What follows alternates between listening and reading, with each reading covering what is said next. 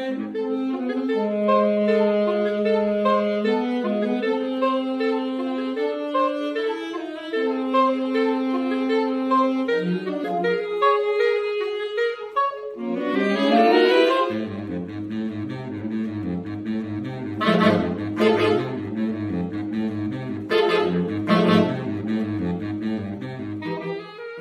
Mike Kelly from Project Healing Waters Omaha, and tonight we have a special guest,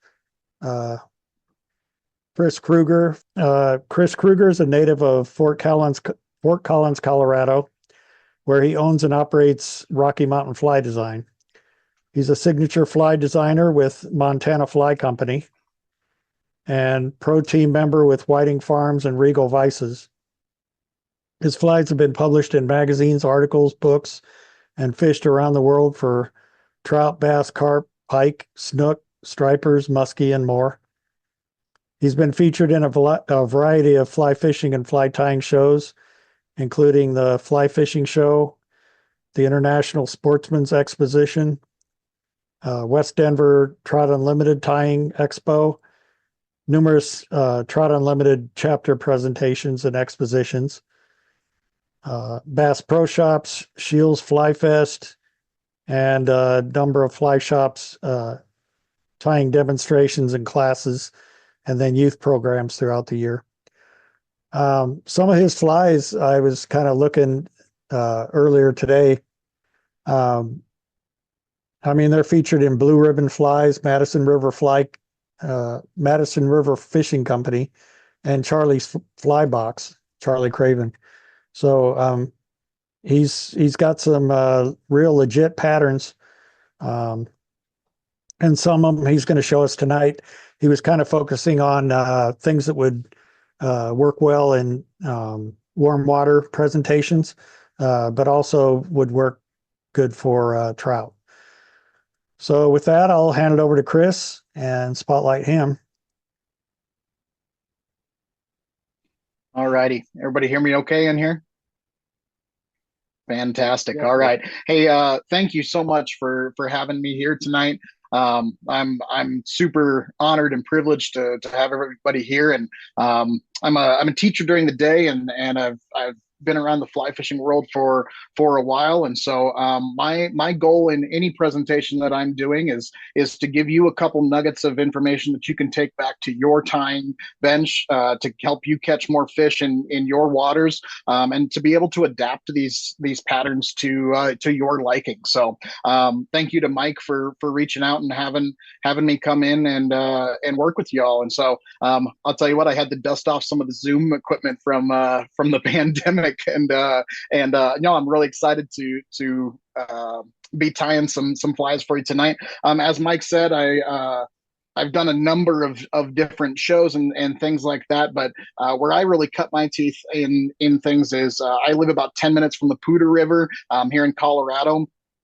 Fishing a lot of trout, a lot of bass. I go up north to Wyoming and fish trout quite a bit, as well as I'm really blessed here in Colorado to be able to have a number of different species in which I can target. And so when Mike was describing some of the waters that you all have around you, this was kind of a program that I put together to try to have a number of different patterns that would work in a number of different areas, even with a couple different variations on some things that would help bring more fish to your net.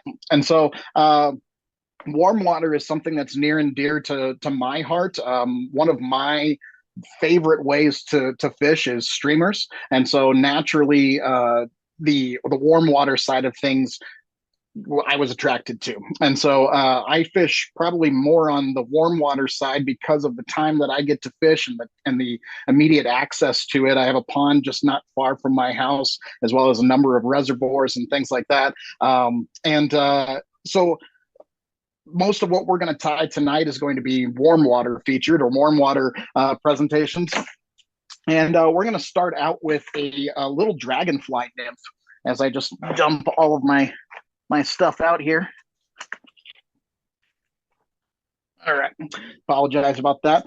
We've got a little dragonfly nymph, and I'll tell you what, the pond that's near my house is has got a prolific dragonfly hatch every single year. And as soon as I start seeing them in my backyard eating all the mosquitoes and things like that, I know that the fishing is just going to be lights out on our pond over here. And a lot of times when I'm thinking of warm water or bass in general, I'm thinking of doing the dragonflies on the top water.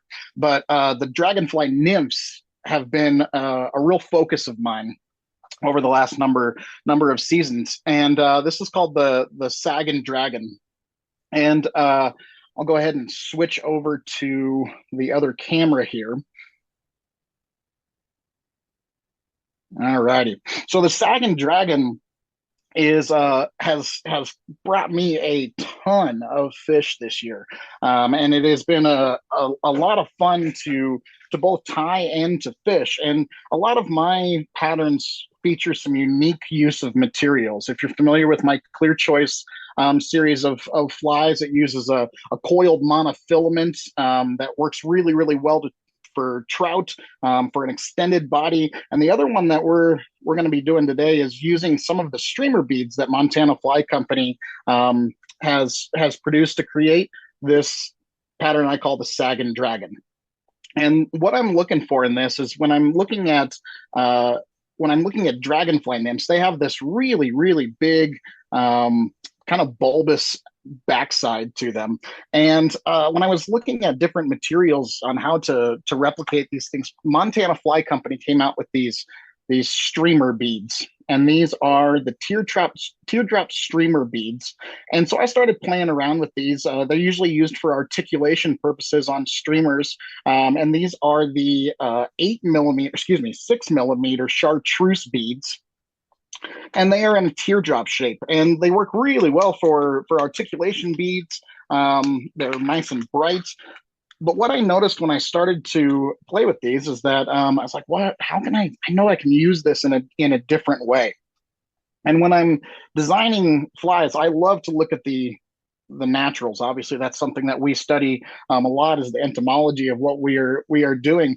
And what I noticed about dragonflies that are hatching is they oftentimes are getting a real light, almost chartreuse sheen to them. And when I started to tie with these beads and started to fish them, I had overwhelming success when dragonflies were actively hatching in the pond near my house with this chartreuse little chartreuse little backside on it. I also do it in a dark brown color for those darker dragons that maybe aren't actively hatching, but we're going to go with the hatching one this evening.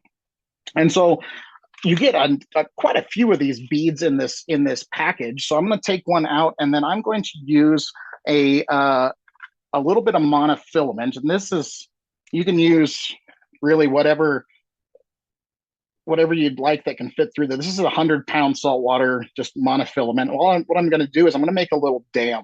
And there's a couple different ways that I've attached this backside on here, and this is the way that I've found is the best and the most secure. So I'm going to take this, and I'm just going to take a lighter, and I am going to melt this down to where I get a nice little bulb on there. Okay, and I'm going to let that dry, and you can even kind of just touch that on the end and kind of flatten it out a little bit. And then I'm going to thread this bead onto this 100-pound monofilament, and it butts right up against that backside of that melted, like you would make on damsel eyes or something along those lines. And then I'm going to take some barbing pliers, and I'm just going to flatten out that portion right behind the bead. And that just makes it a little easier, so it doesn't want to roll on the fly at all. And I'm going to flatten that out to where I have a nice little body section here. Okay. When you look at dragonflies, they have this really bulbous backside, and it swims along a little bit. And then when they are starting to hatch, you get that chartreuse color that kind of pops through there. And what I noticed is that the bass that I've been fishing for this last year really were keying in on that. And it was a really highly productive pattern for me. So Also works well for as just a general carp bug as well. I've caught a number of carp on this as well, but also your trout applications as well.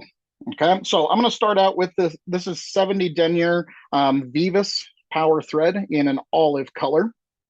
And what I'm going to do is I'm going to put some dumbbell eyes, or excuse me, some bead chain eyes on here. And these are large black bead chain eyes. Okay, and so they come in here. These are the Montana Fly Company, the new ones that they put out. They're really well made. They got a nice sheen to them, and they are available in a number of different sizes as well. I'm going to go ahead and cut off a piece of this. And when I fish this, it's obviously going to ride hook point up, but I'm less concerned about that. I'm just wanting it to mimic those eyes in there. Okay, so I'm get them centered in on the hook shank, and then I'll just do some wraps to get them seated on that hook shank.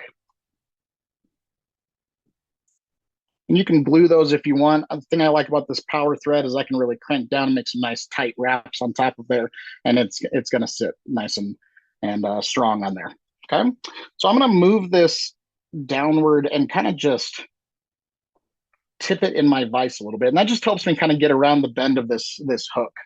And I'm going to lay down a little bit of a base of thread that's going to go just a little bit down the bend of that hook, and that just gives a little bit of the shape of this body and this fly as it's coming through. So I've got that flattened portion of that monofilament on there, and then that portion there keeps that bead from going off. It also moves just a little bit, creates, who knows, maybe it takes a little bit of sound in the water, but I'm less concerned about that. I just want it to mimic that bulbous backside there.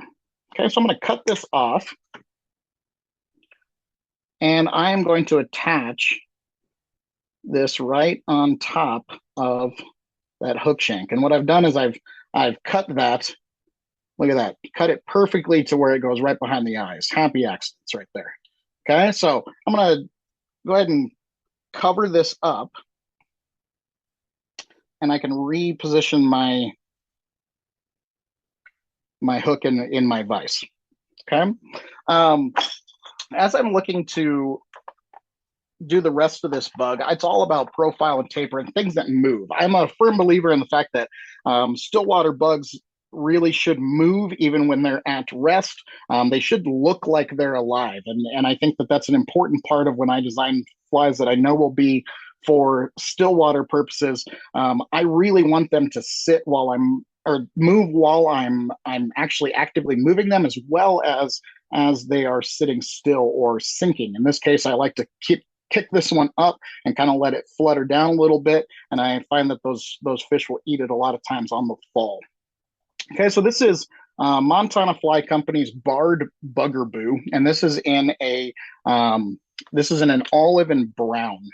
Okay, so this is the mini barred olive and brown buggerboo, and you'd be hard pressed to find any barred marabou that is better than this. I love their dyeing process. I love that every single piece in that package is usable. And what I'm going to do is I'm just going to take the side portions of this, and I'm going to take a little clump off of there. I'm not going to use the stem. Okay. Now, if I were to use this just like this, it would be nice and wispy tips, and there's definitely an application for that. I don't want those wispy tips. And rather than cutting, we never want to cut a feather. We want to tear a feather, and it gives a little bit more natural taper on the end of it. So I'm just going to take my thumbnail here, and I'm just going to kind of pop that off. And what that's going to do is going to give me kind of a ragged little bunch of fibers there. Okay.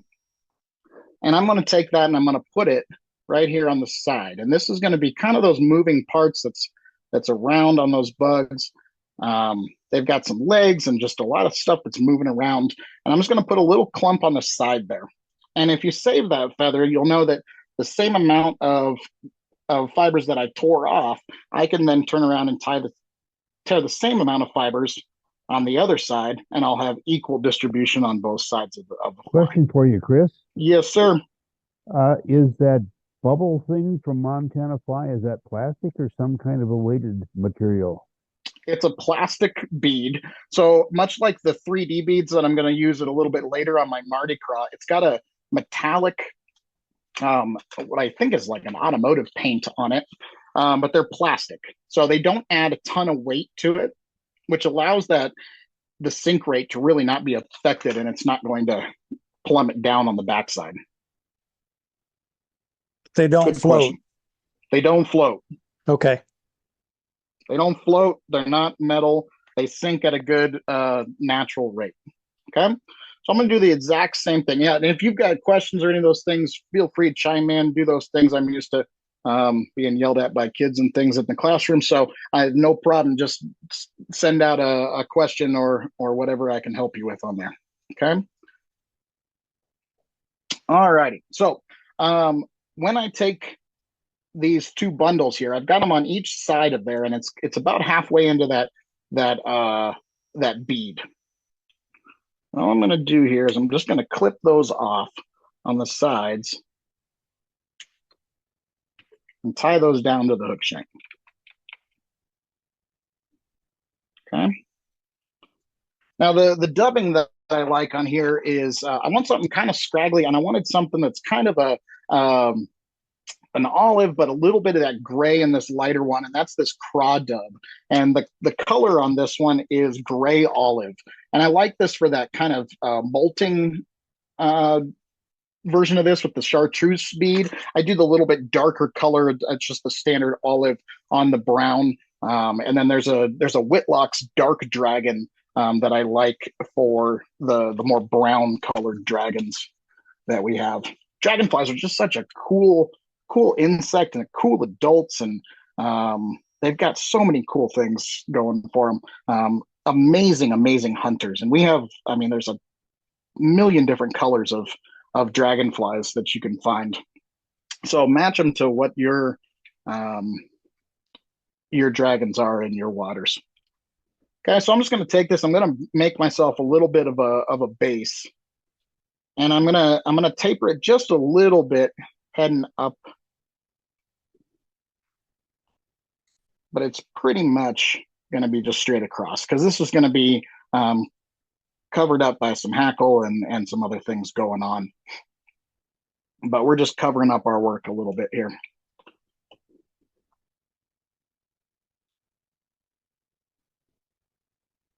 Okay, so we're going to stop right behind the eyes there.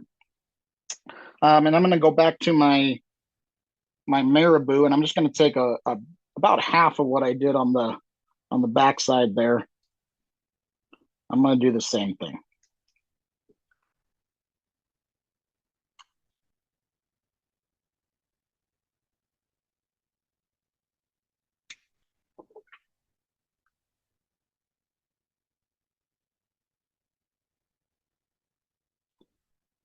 I got a new pattern that I've been working with and testing out called the Clear Choice Dragonfly, which is a topwater dragon. And man, taking these to the pond and the lakes around my house, it was just a lot of fun this last summer.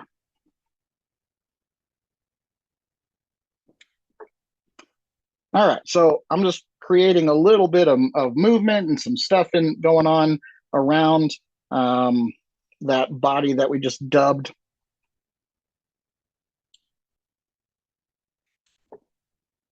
So we should be somewhere in kind of that range of things. Okay. Now the next portion of it is just using a henback, and this is a dyed olive. And what I like on this, what I'm looking for as far as feathers on this is I want that kind of darker interior on there with those light olive tips on there, and that kind of mimics the leg look that I'm looking for on this specific design. So I'm just going to take one piece here, and I'm going to tip out the feather. So I've just pulled that down toward exposing the tip of the feather, and I'm going to tie it in on the top there. Okay, and what I'm going to do is I'm just going to take a little notch, and so that's going to be my tie-in point, so I can tie right down on that stem. Okay, and then I'm going to fold this backwards and roll it in between my fingers so that I kind of stroke it backwards, kind of like wet fly style. Okay, so that's what I like about these hen feathers is that you can fold them backwards. They're nice and webby. And what I'm going to do is I'm just going to wrap. There's one. And then if I can get just a little bit of that marabou from the bottom of there, if I have a stem that's thin enough, I like to put a little bit of that marabou on top there. And then I'm just going to pull it all back and give a couple wraps right in front.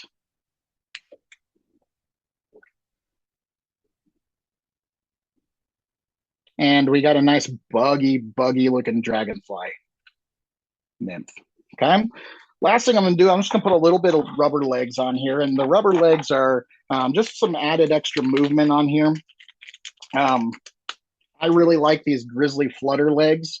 They're a hairline product. There's the black barred olive.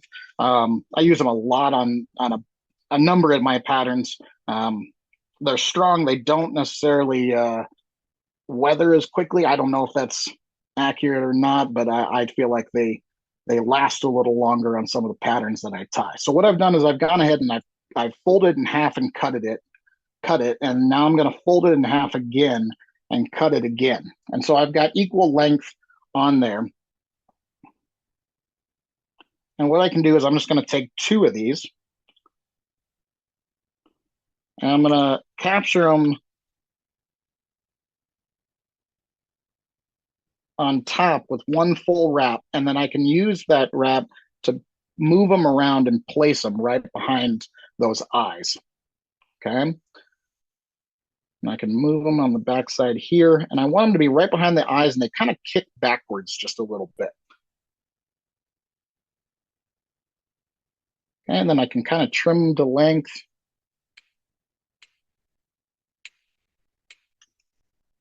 Okay. Just like that. And then the last thing I'm going to do is I'm just going to cover up the head, make a little head on here. I do have a clearly defined head, as well as it kind of just make sure that everything is facing backwards, creates a little dam, nice movement to it. So I'm just going to put a couple wraps behind there.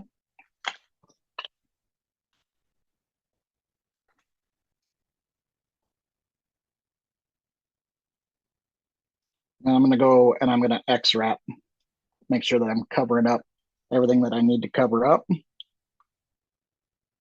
And then I typically just whip finish down into that.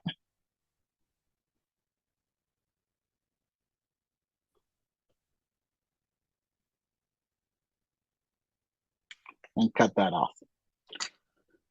And this thing it sinks at a really nice rate. It has caught so many bass and bluegill and just been a lot of fun to fish. It's easy to alter the colors of it. And it's just a great little bug to fish when you've got dragonflies present. You've also got the dragonflies that are hatching. They'll kind of crawl or swim towards, and I was not fishing it very far out, mostly towards the bank where those dragonflies were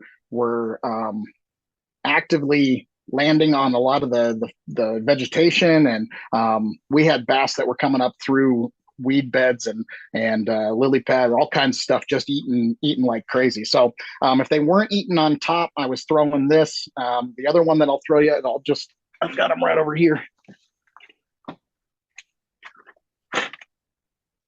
Chris, while you're doing that, can you tell me the name of that fly? This is the Saggin Dragon. It is not on the website yet, but it will be real quickly. Okay. These are the Clear Choice. I'll take one off here. Okay, so my Clear Choice bodies, if you're familiar with my Clear Choice series of flies, they're mostly geared towards the trout side of things, and I'm still testing quite a few of the different warm water applications. I got a number of different patterns that use this, but it's a coiled monofilament that I actually make, and it is a flexible and retractable clear body material. Okay, so this pattern right here has been my number one go-to as far as as far as topwater dragons, and it has been a lot of fun in which to fish. Those clear choice body material You have is that in a hollow. damsel nymph? Damsel I do have it in a version? damsel nymph. Yep, I've got a damsel dry and a damsel wet as well. The damsel nymph is coming. Like I said, there's a number. I did a lot of the application on the trout side of things as I was developing this body material, but it goes all the way up into. Let me grab a couple of them. I'll show you.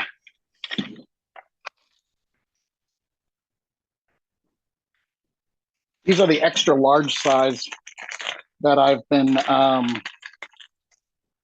making. So the extra large size comes and I cut it into, this is an applicable and usable length, but it is, and it's good for us to see it on the camera, but it's a flexible material that is completely hollow. And so what I can do is I can thread biot microfibets. I can extend rubber legs through it. I make a great little stone fly with this, but it also accepts alcohol pens, so your Copic markers, your chart pack markers, your Sharpies, to be able to color or dye it. So this is the Clear Choice Betas that I have. I think I've got some actually nearby. I wasn't going to do this, and then Mike was like, "Hey, we got some trout water around here. You should highlight your Clear Choice." So let me grab a couple of them. No, nothing to apologize by at all. I'll just pop some out here since we're going on here. But the Clear Choice series of flies is based upon, like, this is the Clear Choice Trico.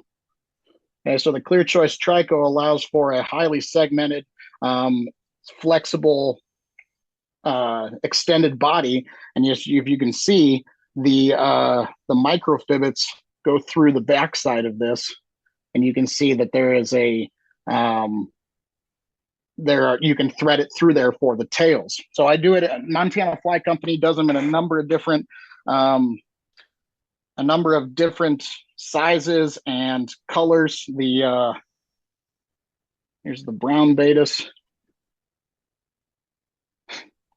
Brown Betas with the microfibets that comes in a tungsten version. There's like 28 different SKUs that we have on that. If you want to see some good pictures of it, just look up Clear Choice Nymph.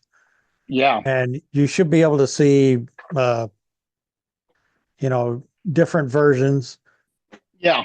Yeah. It's a great pattern, and it is fished lights out this last number of seasons. So number of other versions coming with that. There's a scud that's coming. There's all kinds of new stuff. So make sure that you're following my Instagram and my Facebook and all the things. That's where I kind of put everything out.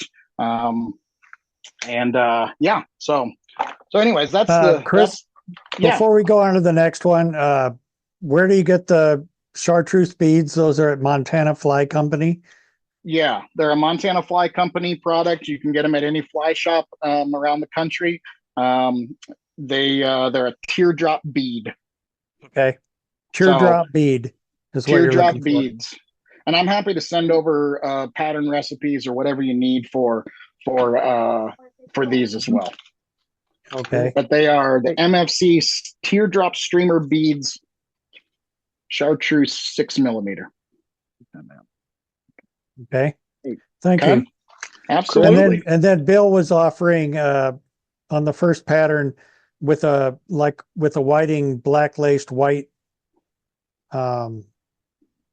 insect green. Sure. They make insect green on a. Sure.